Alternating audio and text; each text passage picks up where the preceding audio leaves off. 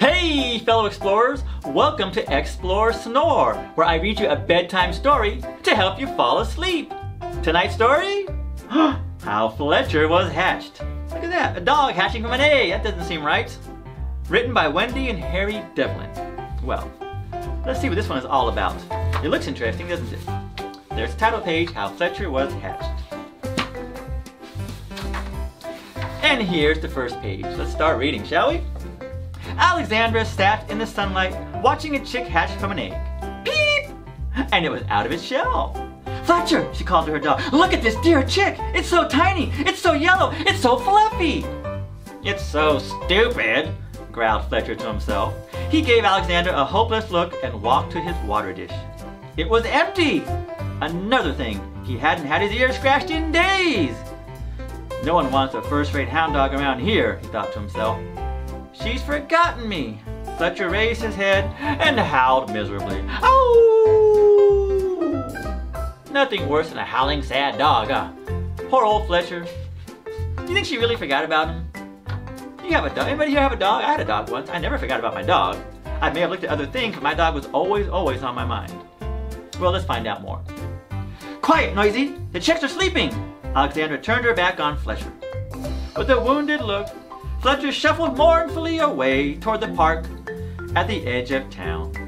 At the far end of the park was a pond where Fletcher's faithful friends, Beaver and Otter, lived.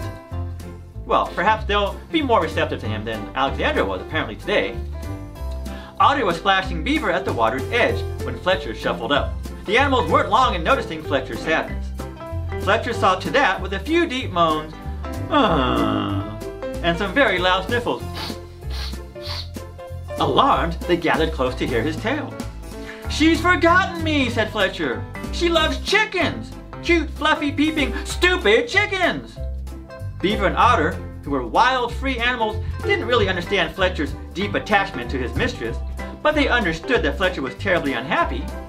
I'm terribly unhappy, said Fletcher. Maybe if you were fluffy and yellow, said Otter doubtfully. Could you peep a little?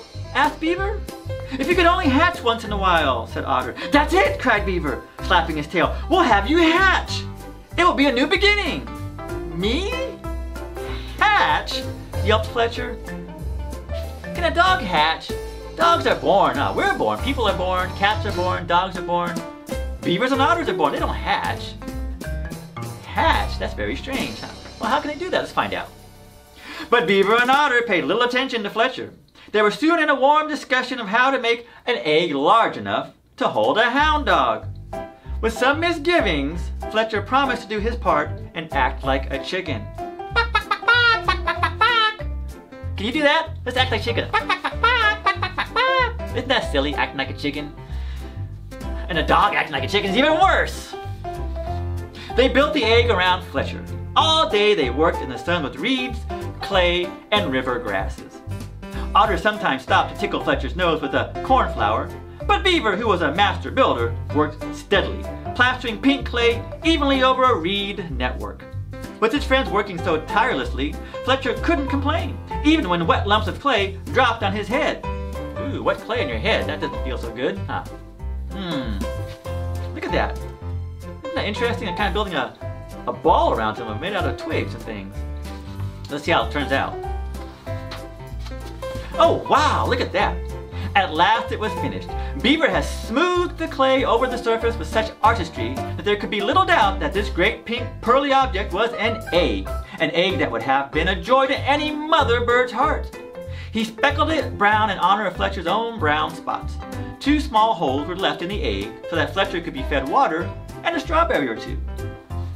And hopefully get some air as well, right? I mean, without holes you can't breathe, I would think. So, let's find out more.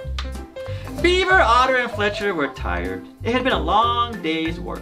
Shadows grew deeper and lengthened into the blue of night, and when the pumpkin-colored moon appeared on the rim of the pond, Beaver and Otter, nestling close to their great egg, lay deep in sleep. They're very tired. They had a hard day, working. Inside the egg, feeling very homesick, Fletcher wondered if Alexandra was thinking of him. What do you think? You think she is? Well, back in the farmhouse, Alexandra lay awake under her red quilt.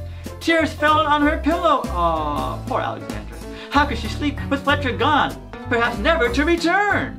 The clock struck 12 before she finally went off to sleep. Oh, see, she was thinking of Fletcher. She hadn't forgotten about him at all, had she? No. At last it was morning. At the pond, the white surface of the water was broken by jumping frogs and leaping minnows. Otter and Beaver awoke and ambled down to the water's edge for a quick dip and breakfast.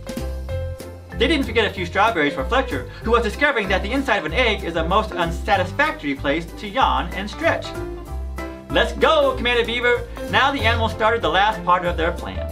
Very carefully, they pushed, shoved, and rolled the egg until they reached a large clump of grass by the path that led to Alexandra's school. Inside the egg, Fletcher felt a bit bruised and very confused. I bet he was confused. Going over and over and over and over inside of an egg while somebody rolls you around? That's going to confuse the heck out of anybody, I would think. The town began to wake up slowly, and the sounds of traffic drove Beaver and Otter back to the pond and the tall grasses. They shouted goodbye. "Good luck, Fletch, and remember, no barking, just peeping." "Peep," growled Fletcher, and then lay quiet. It was the custodian on the way to open the school who first discovered the amazing egg. Look at that! He's so surprised. Boing! His glasses popped off of his face. Wow! He shouted to some nearby children, "It's an egg! The biggest one in the world! Call the science teacher!" Soon a crowd of children gathered about. Their eyes were filled with wonder. "Where is his mother?" asked little Tommy. "Its mother would be as large as a house," said round-eyed Gabby, shaking her blonde hair. "Bigger," said Robert. "Whoa, that is one big egg, isn't it? Look at it, it's as big as those children. Wow, that's a big egg." The science teacher scurried up to the crowd with his friend Professor Schnitzer from the university. The crowd became larger, and members of the school band, on their way for an early practice, gathered close.